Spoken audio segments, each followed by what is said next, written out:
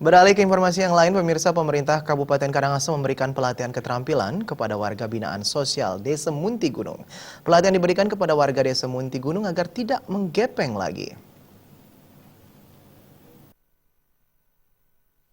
100 kepala keluarga dari Desa Munti Gunung mengikuti pelatihan yang digelar pemerintah Kabupaten Karangasem. Bupati Karangasem Gusti Ayu Masumatri mengatakan pelatihan ini untuk menambah keterampilan warga agar nantinya tidak menggepeng kembali. Data pemerintah Kabupaten Karangasem sedikitnya ada 130 kepala keluarga menekuni profesi menggepeng. 100 diantaranya sudah mendapat bantuan permodalan usaha masing-masing sebesar 5 juta rupiah.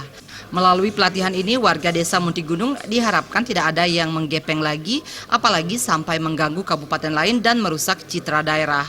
Melalui pelatihan keterampilan ini pula, warga diharapkan mampu menciptakan usaha kecil.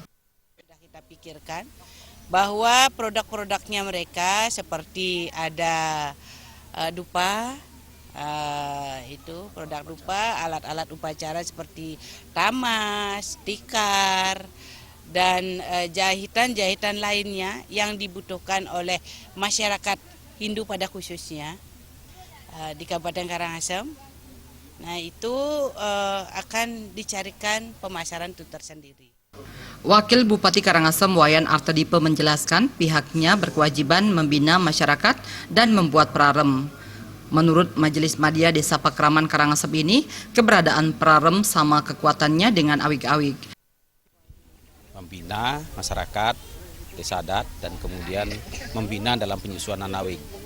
Salah satu adalah tugas kami adalah di dalam membina awig ini, tentu juga yang lebih cepat adalah memakai jalur kepentingan itu adalah membuat prarem.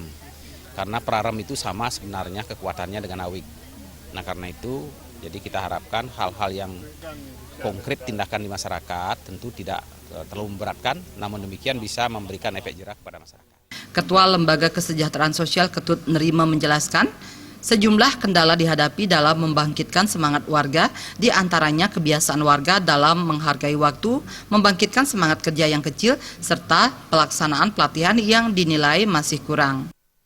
Kendala-kendala yang dihadapi di lapangan terutama adalah masalah pembiasaan, sikap bagaimana dia untuk menghargai waktu. Yang kedua,